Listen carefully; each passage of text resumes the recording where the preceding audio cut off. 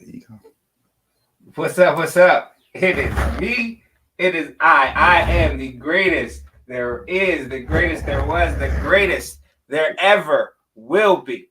I am greatness personified myself. Yes. Yes. Stoney greatness right here coming at you. And I am joined by His Majesty. He is your king, my king, Getting used to the it. one true ruler, the man you all come to see. So show some respect and bend the knee, because this man wears a crown that hangs 2 inches from the ground. Okay, I see what you did there. Yes. What's up, He everybody? is your king.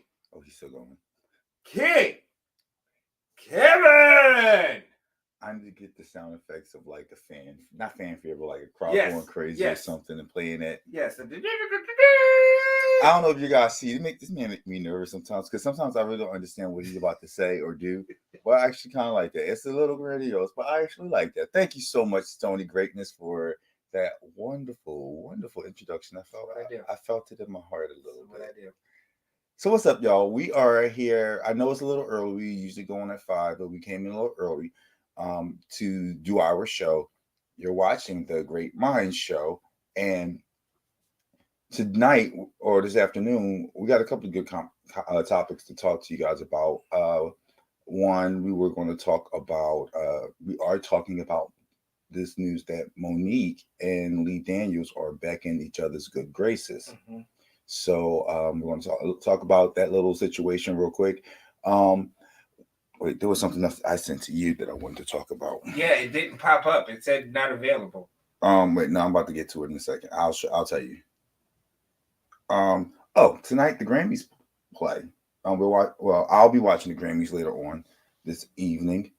I have tried my best to avoid it. I know you guys are tired of seeing it all over your social media, but we are going to talk about the smack, the slap, the whack, whatever you want to call it.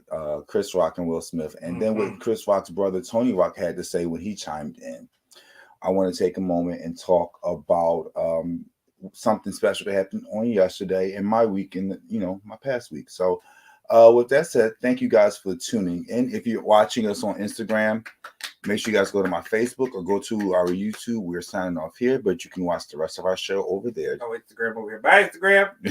All right. Also, while Instagram's doing that, we are talking. Our main topic tonight is going to be talking about threesome etiquette. Ooh. No, I'm so corny with that. I know.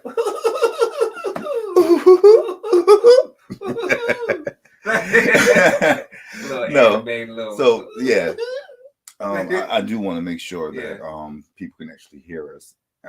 I'm not seeing anything yet, but you guys know last week we went live. We had some technical difficulties. Some serious technical difficulties. Oh, but I'm glad we have it straight today and everyone can hear us.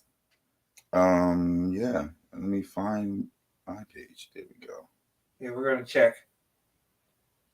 People can actually hear it. Yep, we good. Yeah, we're good. All right. So, let's start with you. So, if you guys didn't hear us in our Instagram conversation, this young man here turned 50 yesterday. And, we really love and appreciate our Stoney greatness. There's a picture. I should put it up that I showed you from way back when. Yeah. I should put the picture up, shouldn't I? Yeah, we should recreate it too. Yes, we should. Yeah, I'm not even gonna post it up. Let's recreate it, and then we'll do a then and a now. It was so long ago. I know, right?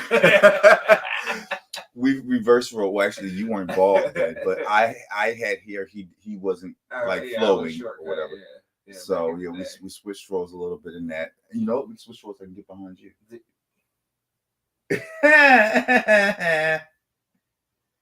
Yes, because I'm the king. And the king gets what the king wants. Again. The greatest king there is. Again, you are the king.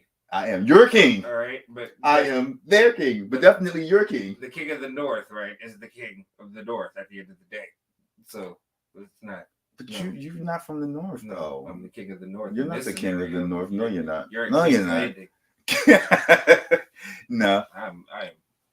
No, but Lord of Winterfell. Yeah, so we let's recreate that and then send it out to the world. Let the world see us then, and let them see who we are now. Like how far we've grown. Jesus. Yes. Also, did you do anything? Are you doing anything? And would you like the shot? It could be tequila. Oh gosh. We gotta do a birthday shot, right? Oh no. Yeah.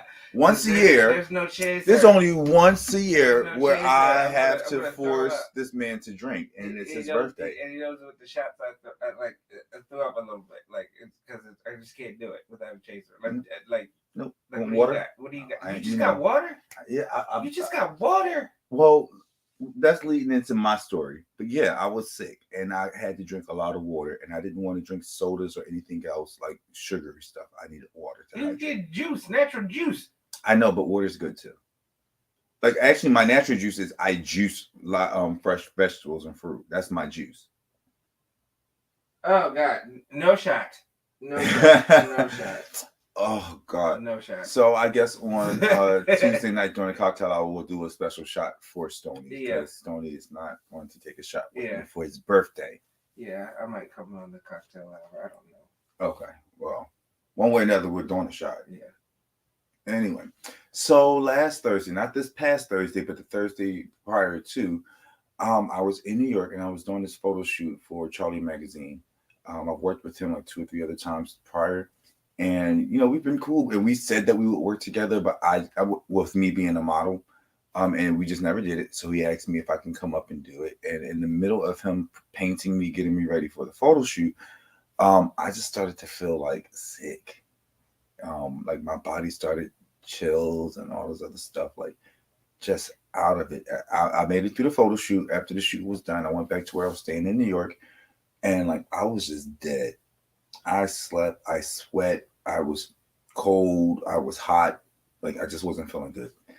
Come Friday morning, I felt perfect. Let me go home, take care of my dog, do this, and this. Not too many problems. Come Saturday, back down. And it was worse. Then Sunday, I'm like feeling a little bit better. We attempted to do our show. My best friend Khalif came over and we watched a whole bunch of Ratchet TV. God save me, he's coming back tonight for the same thing. But then like Monday and Tuesday, when I tell you this sickness was kicking my butt horribly. So I went to my doctor. I'm not telling you my medical history or anything like that, but we figured out what's going on. We got the shit under control. I feel better. Was it day 2 or day 3? Day 3. Day 3. Feeling better, yeah. Yeah, so because it was going back. So you couldn't trust a one-off day of me feeling good because it was back and forth. Yeah, because I came over on Friday. And he was feeling nice. Shout out to you and Devontae the other day. You guys came over. Mm-hmm. This man gave me some nice drinks. We got closer to heaven and had a wonderful day. So I appreciate that. The assistant TDG. The assistant to the TDG. Oh, Tall, dark, and gorgeous. Oh. You hear that, Devontae? I know you're not watching, but you'll see it. So yeah. Now I'm feeling great. We are celebrating his birthday. Let's jump into some of these stories. Which one do you want to do first? Oh gosh.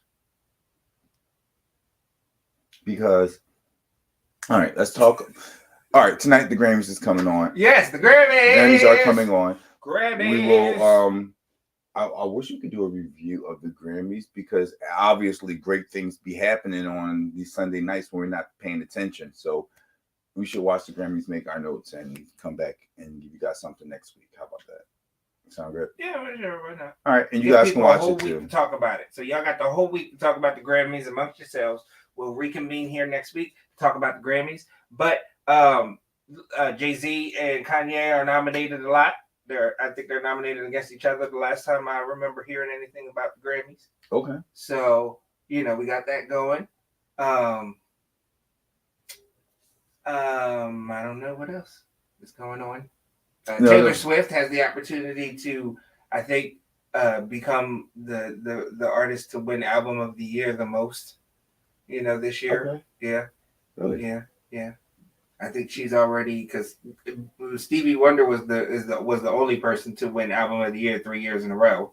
I can't say if Taylor Swift won Album of the Year 3 years in a row, but I know that she has the opportunity to win Album of the Year more than any other artist in history. This coming, Okay. Grammys. So Taylor Swift, all y'all Taylor Swifties. Is that what they call it? Yeah, the Swifties. Okay. I think that's what they're called, the Swifties. But yeah, and then we got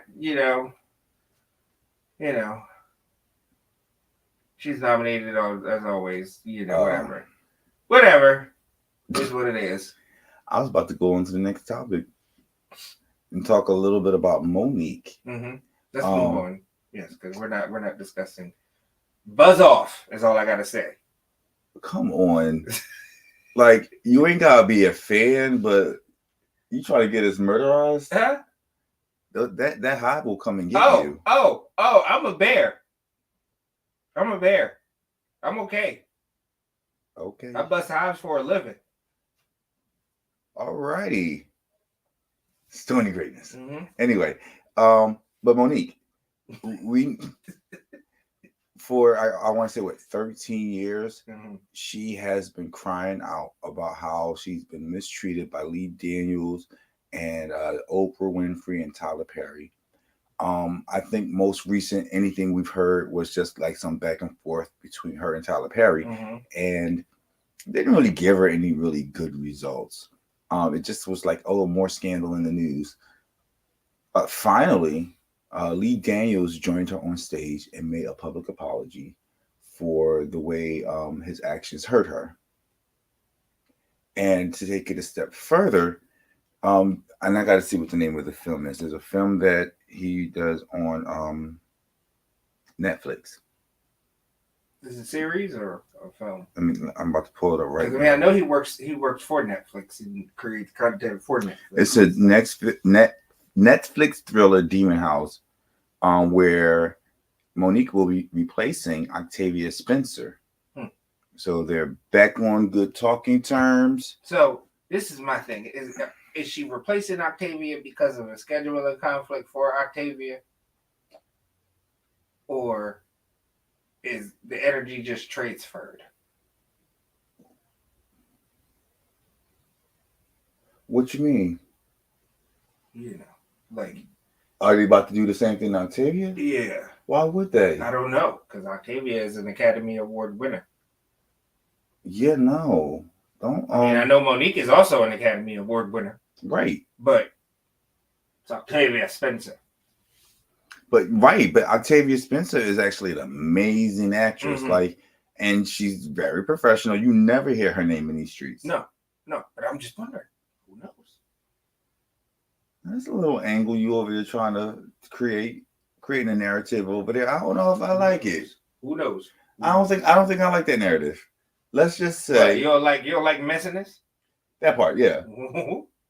Let's just say congratulations to Monique. Yeah, congratulations to Monique. Because if this is going to get her back out there working the way we want to be seeing Monique, like for 12 years, we've been missing out on some. Like she's worked, yes, but we've been missing out on some really great opportunities to see Monique on TV. Are we missing out, or did she miss out because of her attitude? Wait, what? That's almost saying like, basically what the narrative was. Oh, she's just too difficult to work with. A black woman wants to speak up for herself, and she's too difficult. People. I just wonder. Nah. I wonder what would make you wonder that? Because no. I don't know. Maybe sources. Or are the sources trusted? I don't know. Oh God, shut up. You're just being a weirdo. Am I? Sure you don't want to take that shot? Let's take a shot. No. I don't know. What do you guys think? What do you guys think about the situation with Monique? Yeah. Was she being difficult? Mhm. I think that for so long now, she deserves to have been reconciled with like mainstream media and people. What I didn't like Does is anybody deserve reconciliation? I think everyone deserves I think that reconciliation. if you are genuinely wrong, if you are genuinely wrong, Who are you calling wrong here? well, Because the bad thing is she takes the brunt of everything. What if they were wrong? She suffered all these years I get it. and they will not pay anything. They will not like suffer anything. Oh, I had to apologize in public, but look at her, 12 years, she didn't get to work. Well, I'm banking up the millions. I get it. I get it. I get it. I get it. So, but at the end of the day, right? And this is, and I'm not saying that she should not have spoken out, or she should not have. I think that she should have went about it a different way. At the end of the day, there are ways to be heard, and there are ways to get things said outside it's of like, but just doing things, especially if you have professional gripes. And this is where me, because I'm I'm very big on professionalism. I think the reason why she was making all the gripes is because by the time we heard her blowing the whistle, she was already blackballed. So it was like, but again, I'm complaining about a position that I was put in. And that's the thing. We don't know if she used the proper channels. My thing is that you have to go through, because there are proper channels to communicate everything. It's like the oppressor telling the oppressed how they can be oppressed, how you can voice your grievance about being oppressed with the oppression that I'm causing you. No, it's not. That's the expectation. That's what people. Oh, you're doing it. It's just like the protest. Oh, you're protesting the wrong way. The inequalities that you're experiencing. You shouldn't be marching. You should be rioting. You shouldn't do like. How do you tell the oppressed how to express their anger? Because that is a mechanism. The protesting and walking in the street is a mechanism to be heard. You know what I mean? That is a good way to get heard. A good way, according to who? Right. Well, our society that we currently have. Exactly. So. And at the end of the day, those are the rules. But the thing about it is that you cannot make up your own rules at the end of the day. But what if the rules don't ever serve your purpose? They will never work in your favor. Do you not think that the early civil rights leaders knew that? They knew that. But at the end of the day, they understood that at the end of the day, we got to play their game in order to get somewhere. At the end of to get somewhere. Because if you don't play the game, you're not going to get anywhere. I don't know. And the thing about it took her 12 years, but look where she is now. Right, but she's playing right now. She got to sit back at the table because she. But you know what she didn't do? Use the proper thing. What is the proper channels? Or like Lee Daniels communicated with her through the proper ways, and then they made up about it. You know what I mean? And the fact that he apologizes admits that he knew that the way he was treating her and the way he manipulated people to not further her career. I'm not disputing that fact. My thing is that there are. It's the same like that, because that's like saying I'm going to keep digging over here in Kansas until I create a beach. Like, you know what I mean? Like, because I feel the way that I feel, instead of getting on my horse and going east or going west to get to a beach. Do you understand what I'm saying? Do you understand my metaphor that I'm saying? So I get it, but I'm just like speaking my piece to this. No, and I get your piece. I'm not disagreeing with it. I'm just saying there are certain points where even when it's wrong and it's just blah and just unjust and everything, you still have to play the game. You can't just you can't just toss the table and expect everybody to just be like, give me what I want because I tossed the board. You know what I mean? They're gonna be like, okay, well, no, you're not gonna play. We're gonna set up the board. Like that's what's gonna happen. So my thing is use the proper channels in order to get what you want before you get there. I'm not saying, you know what I mean? And if she did use those proper back channels, as far as like through her agents and through the people professionally who can convey those messages to the proper people. I mean, but you also understand that whole concept of being blackballed is you can talk to any and everybody you want to. The point is you're blocked out of our circle. You can't get in. So the producers, the directors, the advocates that you would have are all a part of the system that blocks you out. So Yeah, let me go to that channel because that's the proper way. You know what? That's the But proper I way to feel do as it. though, But they're not listening to me. They're ignoring me. I went to Tyler but what Perry. I you're went saying to is that Oprah, they and made the they decision to blackball her before she spoke up about these problems. I'm pretty sure she was speaking up about the problems. You know, it's just that things all right. weren't moving Let's take it back. fast enough. Let's take it back. The reason why she was blackballed is because she didn't feel the obligation to fulfill certain tour requirements. Now, in that situation, whether she was right or wrong, whether there was some loophole or not, that's where this started. And through that, because she refused to do it, she was blackballed. Oh, I thought it was because Netflix wasn't trying to pay her as much. Oh, but that's my point. It Yeah. goes further back than that. The Netflix is a whole nother situation where she was not able to. Like Netflix And was because offering Lee Daniels her. works at Netflix. Yeah, no, No. So Netflix was offering her a comedy special, but was it Amy Schumer? Yeah, Amy Schumer got paid this Schumer much and got paid astronomically, like millions for hers when they were offering. I was saying Nikki. Monique. I think like $800,000 or something. What she said. I don't even think it was that much. I don't think it was that much. So yeah, she was like, okay, so our white counterparts gets the big offers, but I'm getting this. So she had already had this issue with Lee Hayes, Tyler Perry, and Oprah Winfrey, and then she goes to Netflix. Who again, they offered her something, but when she looked at the inequality of it, she spoke up again. Is she wrong for speaking up about inequality? No, she's not wrong. No, she's not wrong. She would also not be wrong if she looked at her representation and said, "What the fuck are you doing?" Oh, excuse me. What the heck are you doing? The heck are you doing? Sorry, London. But yeah, because your team has to be in tune with the market.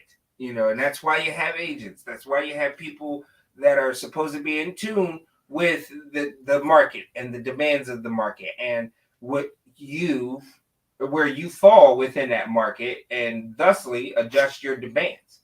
I think it's 50-50. Yes, Netflix was wrong for coming, especially after letting it get out. Oh, we're paying this woman this. You know what I mean? And then you're gonna come at another woman with crumbs in comparison to that, a disrespectful offer. Right. Netflix is wrong. Yes, she had every right to speak out against Netflix, but through the proper channels, in my opinion, through her agencies and stuff like that, and through her representation first and foremost. But and you also understand that she's a very independent performer. She and her husband are her I get it, yeah. channel, and if they had that, and yes, and then, but the thing about it is that if they had those professional conversations first, and then nothing amounted to it, then by all means, I don't care if you go public after that and do whatever it is, you know what I mean? As long as you went through and tried to do it the proper way, because that's my thing. You can't just go stealing from the store. If you never attempted. See, that narrative rubs me the wrong way because it makes it sound like she's the one in the wrong. No. It's just that's how news reporters like paint a picture. They'll make it like I saw this one report where I'm not saying cop's wife was injured during a dispute during a cop dispute or whatever, and then the cop is murdered or whatever. Mm-hmm. When the actual story is the cop was beating his wife, he shot his wife and he turned the gun on himself. How the media spins the story, or they create these narratives to mm-hmm. villainize the person who was the victim in the situation. In this situation with Monique, she was the one who was she was lowballed. Mm-hmm. She was, and then she was blasted and made to be, there go Monique again, being difficult because she was speaking out for what was right. Oh no, I'm not. I don't feel as though that she was. Yes, I understand that she was painted as being difficult, right? Or anything. Like I said, my whole thing is I don't care about dropping bombs. You know what I mean? Drop bombs all you want, but my thing is that you can't drop bombs unless you've tried every channel of diplomacy beforehand. Like and that's in real life at your disposal. Yes. If you tried everything that you can, like to be diplomatic, you know what I mean, and be professional about it, then. And then they just walk away from the table. Okay, fine. Oh, fine. Fine, because I have a point. I know I have a point. I'm not saying that Monique doesn't have a point. I'm not saying that, or you know what I mean. I already said Netflix was wrong for lowballing her. They should have came in with something. If it even wasn't, if they even felt that Monique is at Amy Schumer level, it should have been. They should have came with justifications as such, metrics. You know what I mean? Focus group stuff like that. Because they have all that money, they can actually come with freaking analytics and let you know, hey, this is the analytics behind this offer. That sounds nice, but they didn't do that. No, and I know that they didn't do that. But I'm just saying, it worked in their favor that it worked in their favor that it was Monique, because it was even easier to shoo off as, oh, that's just Monique being Monique, opposed to like, well, Tiffany Haddish, we don't know what she got paid for, what she does, but she started her series They Ready. She has like other people that she's giving platforms to. I'm trying to think of another black female comedian or someone else that they just wouldn't have made. Like they probably would have given a little more wiggle room to, like Wanda. What's her name? Leslie Jones. Yeah. But again, we don't know what they were offered. They may have said, you know what, we're just going to take the little bit that they're going to offer us because of the platform, or maybe Yeah, and that's the thing. Like, if you're like, and everybody, like, oh, Tiffany Haddish is very hungry, okay, and she's already said that she's hungry.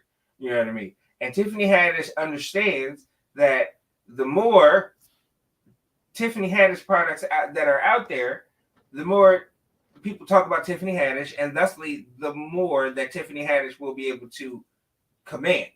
You know what I mean? And that's the thing. When it comes to being out there, you gotta get out there and get people talking about you in order to drum up demand. So we just had this conversation about someone that you and I both know who kept selling themselves short, and then they saw what others were making in that same market. It was like, damn, like they're really selling themselves short. Yeah. So it's like, yeah, you can say I'm gonna go along with the get along because it's a platform, or because I know it's going to put me in front of people. But at what point do you say, you know what, been there, done that, I'm not accepting these crumbs no more? Once you have the bona fides to command it, and that's the thing. She was Academy Award winner at that point. Yeah, and as an Academy I'm not denying the fact winner, that she didn't have she had the bona fides to tell Netflix, no, I need more than Amy Schumer. Right. Amy Schumer doesn't have an Academy Award. Like, I get it. I'm not debating that. My only thing is, like I said, is that as long as I don't care about her dropping bombs. I'm in favor of her dropping bombs. You know what I mean? Because when stuff like that happens, it gives us something to talk about. No, but the curtain needs to be drawn back on things like that in order to make things more equitable. Because that's how we get to a more equitable point, is that we have those shysters exposed at the end of the day. Mm-hmm. But like I said, my thing is that as long as you've done it, you've done everything you could, like you said, within your means, to do it the right way. All right, to do it the right way, because at the end of the day, and it pains them even more, to see us do it the right way. Because the right way was never meant for it to work for us. Exactly. And that is the point. And because we're doing it the right way, it hurts them more. It hurts them way more, because it's like, and they can't say that because I did it the right way. Like, and that's the whole point. That's my point. I hear you. That sounds wonderful. And if the opportunity presents itself in that way, then great. But long story short, we're going to just say congratulations, because she done went through all that. Whether you think she was right, you think she was wrong, she endured all of that for all these years. Lost all that weight, lost a lot of good money, and now here she is. But I just hope and pray that from here, I wish you nothing but success, and that your career, you show these people what they've been missing. That's all I gotta say, because I love me some Monique. Show these the world what they've been missing. Yep. And then there's what we have not been missing. So this is what we're going to do. Stoney's going to start this conversation about the Rocks. I'm going to go to the my office in there real quick. Okay. So yeah. While he's going to the office, folks. So if you haven't heard, all right, if you haven't heard, Will Smith slapped somebody at the Oscars last week. Yeah, he really slapped somebody. Apparently, it was real. I'm gonna be honest with you guys. The 51% of me thinks that it was staged. 49% of me thinks that it wasn't staged, and I don't care what anybody says. But Chris Rock made a joke, a GI Jane joke, and about uh, Jada Pinkett Smith's haircut, and we all know that well, a lot of us, most of us who follow the Smiths know that Jada Pinkett Smith struggles with alopecia, which is a autoimmune disease. It's a condition that folks have where their autoimmune system is a bit overactive, is a little bit more sensitive than the rest of us, which then in turn it turns off certain things that it doesn't recognize as far as like the creation of hair. And some folks alopecia is so bad that they have very thin, very very small fingernails even. Some folks don't have eyebrows, but it mainly attacks the hair. There is some days of pain and discomfort and stuff like that with them, but nothing. It's not anything life threatening. When it comes to alopecia, I believe that there is a less than 3% death rate where people die of alopecia.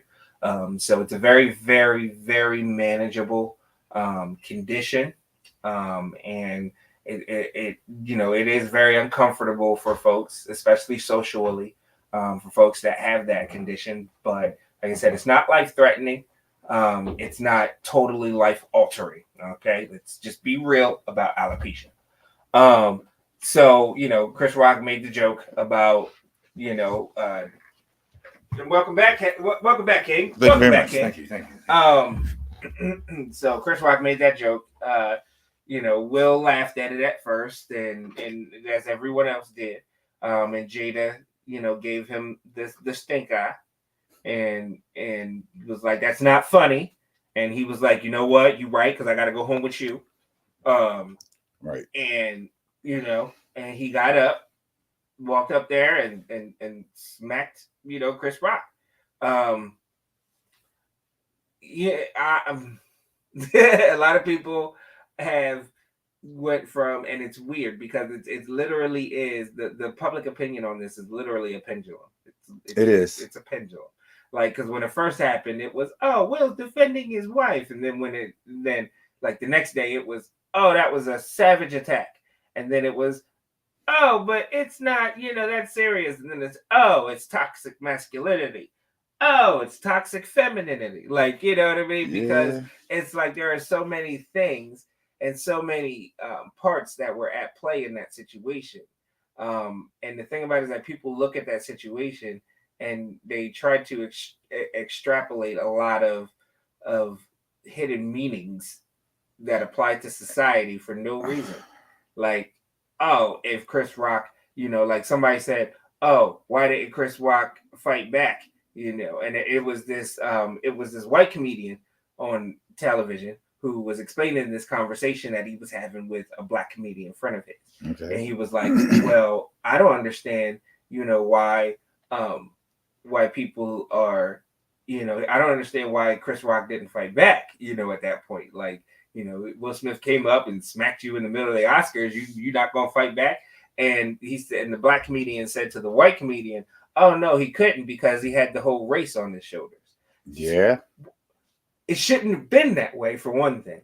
No one should feel that they have a whole race on their shoulders for any reason, to be honest with you, because that's wrong. Like, and but he understood that as wrong as it is, that's the truth. That really is the truth. I didn't even think of that. And it's just it was just this. It's just like I am genuinely, I genuinely see both sides of the fence here, in part because that's your family. I know how I am about my family. There are certain things that are triggers when dealing with, my family that I know are triggers for them. Okay. And I may be able to push those buttons, if we're, like joking with each other, but no one else better push that button, and so, and I know how I would have reacted if I was in a situation like that, especially if I looked and I saw, extreme hurt and pain on someone that I love, you know what I mean? Even if I'm laughing at that situation, you know what I mean? But you know what? People say, oh, he was laughing at it, but it could easily be that, oh, you're picking on me and my family. I'm going to laugh it off. Not like, oh, you're funny. It could have been an uncomfortable laugh, but you also have to figure Will could have felt so terrible because he genuinely could not. He genuinely could have thought that wasn't anything serious at that moment. Hence the chuckle, But when he looked at his wife, he probably felt even more guilty than everyone else in that room would ever feel because of the fact that is the person who he pledged his life to. Like, what if Jada would have got up on stage and smacked him? Would that have made it better?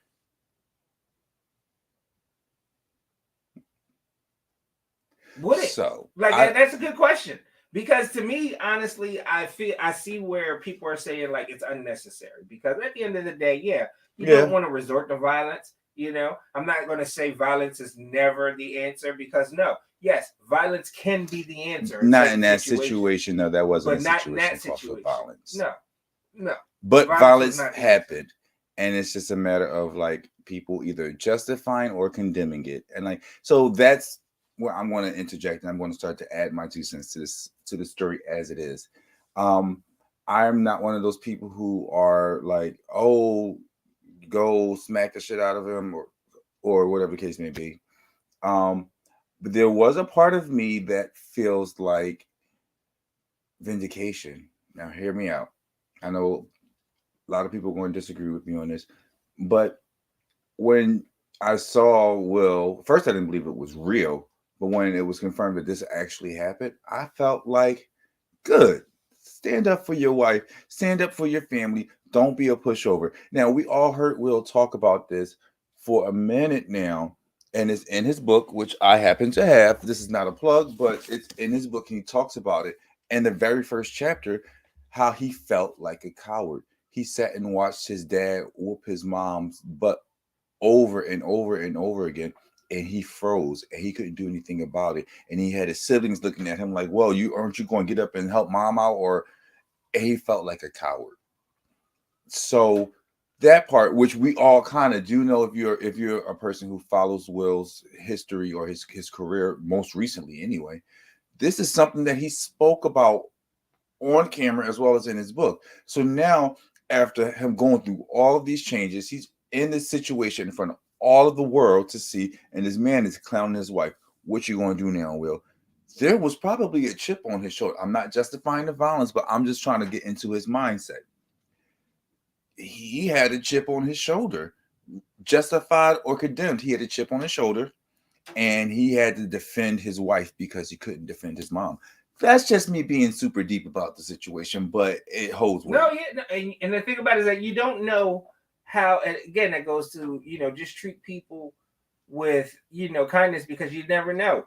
You never know what demons people are dealing with. What situation could trigger a person's, fight, mechanism, what I mean, that we are all built in.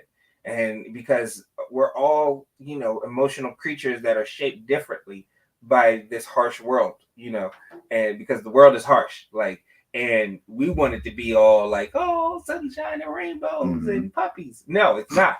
It's big old eagles swooping down, snatching the puppy. Yeah. Like that's what we got to deal with. Things hopping out from underground and stuff like that. Like it's not all sunshines and rainbows, and we got to start painting it like that. And we got to start understanding that people aren't like built to reflect sunshines and rainbows all the time, even though we know that is the PG and the political correct thing to do, is to be happy all the time and thankful. Give people grace. You know what I mean? Yeah, but no, and that's tough, especially when you don't feel like it. So let's let the story evolve a little bit, because did you already talk about what Tony Rock said? No. Talk about what Tony Rock said, then I'm gonna talk about what Chris Rock said. So recently, and it was a whole big kerfuffle as to what's going to happen next. So, everyone knows that Chris Rock has a brother he's been in a lot of movies with Chris Rock, a lot of shows with Chris Rock. He has his own career and everything too. He's a very successful stand-up comic in his own right. Tony Rock, the character of Drew was based a lot on Tony, according to Chris. When on the Everybody Hates Chris episode, series, but he was out there doing his thing on the comedian tour and stuff, and basically was like talking to Will and Jada, basically was saying you slapped the right one, but pretty much, because the rest of the Rock brothers was not gonna let that slide. They not gonna let that slide. I'm like, oh, so it looks like we got a Smith Rock rivalry going on now. I don't think it's that deep. I really don't think it's that deep. Again, it was a slap. It should not have happened. It happened. The Tony Rock pretty much did say, yeah, it's like 10 Rock boys. You don't want to mess with us. Mm-hmm. Chris Rock, however, the night of the incident, you guys saw in his face how stunned he was by what happened. He seemed so uncomfortable and awkward trying to finish presenting the award. Especially because, and it was awkward because Questlove won. Everybody knows, right. Philly folks know Philly folks. And Questlove obviously knows, Will Smith, and Will Smith knows Questlove, and then they embraced a little bit. Questlove came right up and, was handed an Oscar from Chris Rock. Yeah, it was beautiful so moment. Giving them hugs now, you can see that. But you know what? But at the end of the day, when the producer spoke to Chris Rock, the police contacted the Academy, said, "Hey, we're ready to arrest him if you want to press charges," and Chris was like, "No, I don't want to press no charges." And then it was like the Academy came to Chris and said, "Listen, we can have him removed if you want." He said, "No, I don't." Chris didn't even want Will Smith removed. Chris understood that Will was in the mindset. Now, I don't want to say that this is who Will is, because in all of the history of us knowing who Will Smith is, he's not an abuser. Publicly. That we know of. Allegedly. We don't know of him to be an abuser. Right. And that's all I have to go off of is what you give me. I don't have any personal special relationship with, we both from Philly, but I don't know his people. And I'm not saying that Will Smith is in private an abuser. Right. Person. That's what I'm saying. Be careful what your narrative is. Again, we are very, again, I just like to point out all aspects of the whole thing. Granted, publicly, again, we don't know that of him. But we don't know what he is fully privately. As much as the book gives us an insight and these, his appearances on the red table, give us insight. It's not, it's not necessarily the full truth. He's not an abuser. He getting to a point of where he may have a temper. When have you ever really even seen Will Smith not smiling? I mean, when outside of an acting role, outside of him yelling, "Keep my wife's name." That's the only time. But to that point, Chris Rock understood that Will was in a headspace that is not the norm for Will Smith. So he gave Will Smith a little bit of grace. I said a little bit because I don't know if y'all noticed, but when this happened, the other hand of Chris was balled up. Ready, yeah. His hand was balled up. Not allowed to know that, but he was getting ready to. He was getting ready to, and that's why I said I admire, and I've told people this throughout the entire week that this has been discussed. Don't get me wrong. I understand where Will Smith's coming from, but I admire Chris Rock in this situation because I'm looking at this and I'm trying to put myself in any type of, even if I'm rich, I put myself in a situation where I am rich and I'm going to lose everything. I'm going to lose everything if you know what I mean. I had it was a good run. That's where I come to. I mean, they both could have said that. I put myself in a headspace where, okay, I'm up here presenting this award and I have nothing. I got to get through this in order to have millions and millions of dollars. And this man just slapped me. Well, I don't care. I ain't have it. I ain't have it before then. I ain't gonna have it after this. No, I can't put myself in a headspace where I am gracious to not give him the business. I can't. There is no headspace that I can find to where I am not giving Will Smith the business after that slap. So that's why I admire Chris Rock, because the black man in me, there is no circumstance. I don't even care if I'm the wrong. I could have been extremely disrespectful. You know what I mean? And I would have deserved it. But even if I deserve it, you're not just gonna come up on national live television, especially on national live television. You know what I mean? But you're not just gonna come up and put hands on me and then think that you just gonna walk away. Nope. I would have break. I would have ran up. I would have grabbed Will Smith and bulldogged them. It would have been a cage match at the Oscars. So two things came up from the past. I saw a clip of Will Smith and a clip of Chris Rock, both doing what they did that night. The video of Will Smith, he was on the red carpet and somebody tried to kiss him in his mouth and he smacked the man. And people are trying to use that to say, oh, Will Smith got those hands and he's always trying to smack people. But then there's the video of Chris Rock where 2016, he was talking about Jada again and talking about her not even, she making this big fuss about being black in the Oscars and or whatever. And he's like, well, you weren't even invited. So it was like, hilarious, but it was it was like, okay, so is there a history between Chris Rock and the Smiths? No, yeah. And is Will Smith like, I mean, the smack that he gave to that guy was really a tap. Yeah, it was. That was a tap. That was not a smack, because a real smack, that, especially something like that, that man would have been picking his teeth up off the ground. If 50 Cent was hosting, I bet you would be a different circumstance. Chris Rock is a small fellow. That is another very good point. Yeah, I don't know though. I wonder if Tupac Ghost was hosting this. Well, at the same time, like presenting that award, would it have been different? I don't know, because it's painting Will out to be a soft man. You guys are trying to paint him to be a soft man by saying, oh, if it was 50 Cent or if it was Jay-Z. Well, first off, Jay-Z would have given respect. What about August? No, because he knew about August. So we know that he knew about August, right?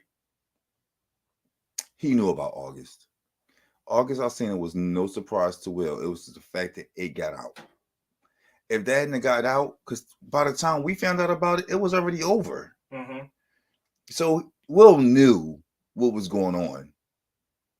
So I don't think it would have been an issue with August. Anyway. Well, just to wrap this up on a positive note, shout out to the Wayans brothers, because way back when Sean and Marlon were hosting the VMAs, they did a little skit. You can go look it up.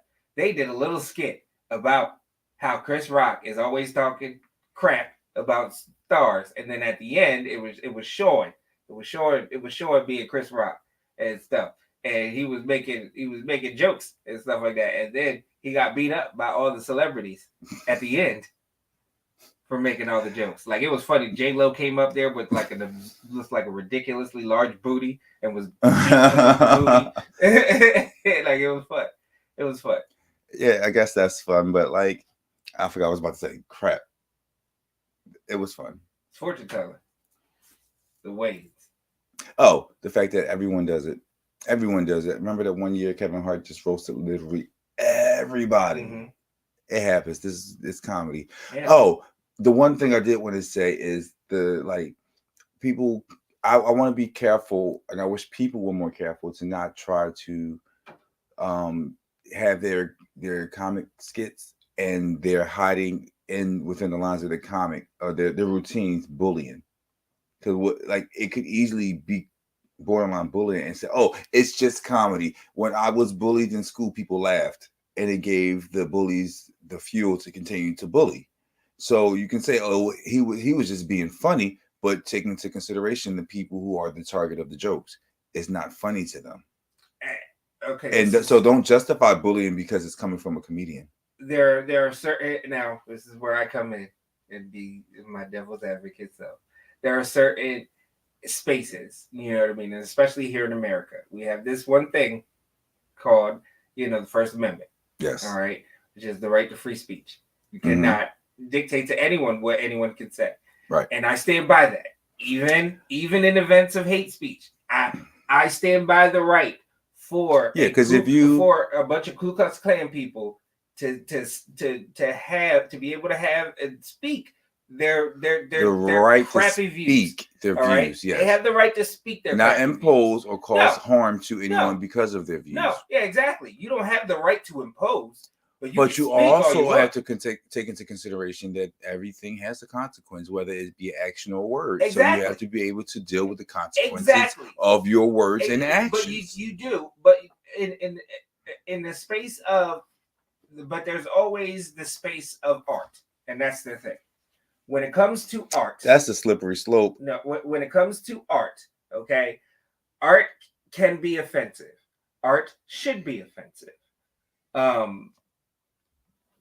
And the thing about it is that you have to understand and be able to draw the line and be able to understand that the act is not necessarily the person, and the person is not necessarily the act. Okay. And you cannot take the act personal. You can't, because it's an act. All right. It's an act. But you also, you cannot, and you also cannot hold the act as a reflection of the person who is putting on the act. Now, when people talk about cancel culture all the time, freedom of speech. You remember where Kevin Hart was supposed to host the Oscars, and tweets from way back when came back up to resurface, and now he's being punished for his words. Then what's the difference? Well, the thing with Kevin Hart is that his and you talk about his homophobic words and stuff like that and everything. And the thing with Kevin Hart is that there are records of conversation of him doubling down on such homophobic, things. As much as, you know what I mean, he may be like, oh, I really don't have a problem with it. You know what I mean? There are so many instances of you expressing you having an issue, and it's coming off that you are having an issue. That's the thing with Kevin Hart. When you also look at, and a lot of people also like to look at Dave Chappelle. Okay, this is where I'm understanding this man so differently now. This is where the act, all right, gets kind of self-imposed on the person when it's not actually fair. Everybody looks at that whole Netflix thing with him making all those trans jokes and everything else like that. That was literally an act to get a rise out of people when it comes to that. And y'all played right into his head. Because the one thing about Dave Chappelle is that Dave Chappelle is actually an LGBT ally, a very, very big one. You know what I mean? He may talk, you know what I mean? But he has folks in his circle who are LGBT. It doesn't care. All right? He even took a trans comic on the road with him. Let her open up. Everything. You know? It's a difference. It's a difference. Yeah. You know what I mean? It's a difference.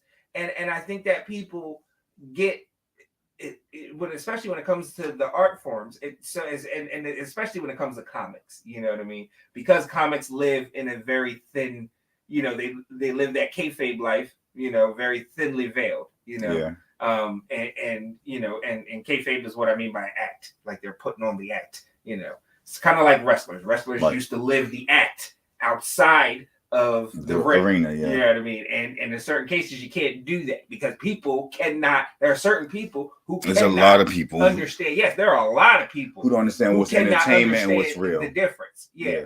And I think that we are with the whole bullying thing. We have to understand that in art, yes, you know what I mean. Yes, there's a thin line between bullying and the act, but we have to be able to discern. You know what I mean? And critically discern the difference. I don't think that Chris Rock was bullying Jada Pinkett Smith at all. I don't think there was nothing malice about it or anything. I think it was, I thought it was, everything was fair within the confines of the act. Okay. And I think that Will Smith, and to an extent, Jada holds responsibility in this because, like, heck, everybody says, oh, he's being uber masculine and toxic masculinity. Let's talk about toxic femininity, because he obviously felt the need to defend her honor. There was something that she communicated non-verbally to him. You know what I mean? Because couples do that, and a lot of people are talking about that. Couples have non-verbal communication amongst each other. You know what I mean? There could have been that little eye there. Honestly, he knew what that meant. That looked like conversations they had verbally in the past, over and over and over again. And he knew what that meant. He knew what that looked meant. She was like, "No, Will, it's not no fucking. I mean, this ain't no joke. Yeah, this ain't one of those jokes, Will." He knew. Yeah, he knew what the body language was saying. If we're gonna blame as much as we're gonna blame toxic masculinity, let's blame toxic femininity and the damsel in distress complex and everything that every lady. We're not ready for that conversation. Now that's a conversation for you, but. So yeah, I'm like this. Is make sure that we're looking at it on all sides here. At the end of the day, let's make sure that we're looking at it on all sides here. At the end of the day, do I feel as though Will Smith was wrong? Yes. Because again, violence is never the answer. But do I also feel as though Chris Rock was wrong? Yes. Do I hold Chris Rock wrong? No. Because honestly, Chris Rock may not have been in touch with the Smiths. You know what I mean? Granted, he talks about him a lot, but he might not be in touch with them. He may just cruise stuff real fast in order to create jokes when he's in creative mode. But he probably doesn't follow Will or Jada all the time. He probably never saw an episode of The Red Table. So he might not be aware of her struggles with alopecia. But you know who is? All right? Because it's Chris Rock and the Oscars. They didn't give Chris Rock that envelope and say, hey, go out there and do your thing. All right? There had to have been, I'm going to say this. I'm going to talk about this. There was something that was rehearsed. There were filters. All right? And he went off script. And by filters, I mean people. You know what I mean? Yeah, but he went off script too. They had a whole thing set up, and that's the thing. He didn't have to even go there. Right. He had enough material on the script alone to be good. To stick there, yeah. But he went off script and decided to make Jada a target. Right.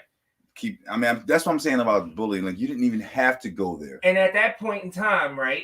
But you also have, like, there are people that control the teleprompter, stuff like that. At that point in time, hey, just get the teleprompter to the presenting. Like, we just need him to present the award right now. And then when you get him off stage, say, hey, Chris, you're not supposed to talk about Jada's hair because she got alopecia and stuff like that and everything else like that. He'd be like, oh, I didn't know. I'm sorry. You know what I mean? But there are people, and at the end of the day, there are people that should have been in between that, that should not have allowed that to happen, especially with the Oscars. You got to be on your P's and Q's. You know what I mean? That is one thing that I try to do in my life, is really plan for the unexpected. Because if you plan for the unexpected, you've already planned for the expected. So here's another thought, and like this conversation is actually taking up the hour. Yeah. But we know that live TV isn't 100% live. There is a delay for situations just like this. But they let it play through. No one said, oh, wow, we didn't script that. Maybe they scripted, and then you hear Will Smith cursing the first time. Oh, wow, what was that? Oh, he did it again. Like, they could have cut that. There was enough time from the moment that Will Smith got up out of his seat to the moment he finished his last word with the second sentence. They could have cut it. So what do you think about when people say, oh, well, Chris Rock got a comedy show coming to Philly? Oh, and all his shows after that have been sold out. Right.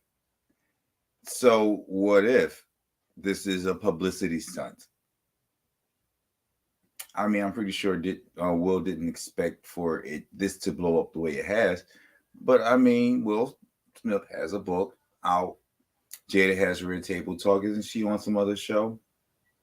Mm-hmm. Chris is doing his tour. Mm-hmm. Everyone stands something to gain in this situation from this buzz popularity. I mean, King Richard is still in theaters. So I'm just saying, like, this makes a little sense that again, and like I said, again, like one of the things here, especially because all these people are making money. Look at the money, like people. Like, especially here in America, like, and we all like. So every Tuesday night at 7:00, I go live to do the cocktail hour. One of the reasons why I do that is so that I can be a distraction from the world, because there's a whole bunch of craziness going on, and we all need a break from time to time. Mm-hmm. Did you guys realize that when we started talking about Will and Chris, and not that they stopped, but you start hearing a lot less about Ukraine. You heard a lot less about we didn't even talk about the Supreme Court nominee. Yeah, and everything. Yeah. and all the stuff that she's been going through. Yeah. So there is a lot that could be said to why this took like CNN was doing, like, is it that serious that for an entire week all we could talk about is a slap? Yes, and slap, and it got boiled down into race microaggressions and yes, how, and everybody like, took no, the bait. It's not that serious, and that's one of the reasons why I took so long to even mention it, because, or that in fact I wasn't feeling good, but I didn't want to keep giving energy to the same drama. It's like, give me something else. I'm tired of going on social media, seeing the memes and the people giving their opinions of the story, and all the people who had so much negative cancel Will or Chris a punk, or he got what he deserves, and like, come on, people. It was a situation in history that happened less than 20 seconds. Yes. Don't use this as and don't use this as a litmus test to Thank as far you. as anything political or anything else like that, because you sound stupid. You just sound stupid. You look stupid. It's a pop culture moment. That's what it was. We discussed it for a week. Let us be the final end all for you. End this conversation with the slap. All right, you guys, it's 3:00. We gotta get out of here now. Yeah. We were going to talk about threesome etiquette, but the conversation just got way out of control. We got passionate about it. So is that a cocktail hour combo? Not really. No, we'll save it for our next show. Next show. While you guys are at it, make sure you guys go to www.kevynm.com to purchase your copy of A Life of Lust, Memoirs of the Porn Star. I just need to do something real quick here. Where is it? Stuff is in my way. I'm sorry, y'all. There we go. So let me find it. There we go. All right. Go on www.kevynm.com. Purchase your copy of A Life of Lust, Memoirs of the Porn Star. A new batch is going out in the morning. So if you are getting your copy now, make sure you do, so I can send it out with the batch that's going out in the morning. And if you like it, tweet a picture, Instagram a picture. Yes. Hashtag King Kevin. Go on to Amazon. Life of Lust. So if you guys are like, you know what, I don't really read hard copies, I want the ebook, you go on to Amazon. It's available on Kindle, and through Amazon you can buy the actual digital version of the book. And go on Amazon before and after. After, for those of you who've read, and leave me a review. Let me know what you guys think of the book, the stories, the outcomes, the twists and turns, the kinkiness, the spiritual, all of it. A Life of Lust, Memoirs of the Porn Star, again available on Amazon for ebook, and kevynm.com for the physical copy. What am I also forgetting? We also want to just shout out Kingsfinity. We're helping them with their CMP, which is Columbus Melanin Pride, which is in September this year, I believe the 21st through the 25th, if I'm not mistaken. We are joining them, and we're planning things now. They have a fundraiser going on. I'm going to put the links to their fundraiser on the site so you guys can check them out there. Shout out to Preston and Toshobi over in Columbus, Ohio, holding it down. We'll be back next week at 5:00 on Sunday. All right, guys. Thank you for coming. Thanks for watching. Good night. Yeah, all that good stuff.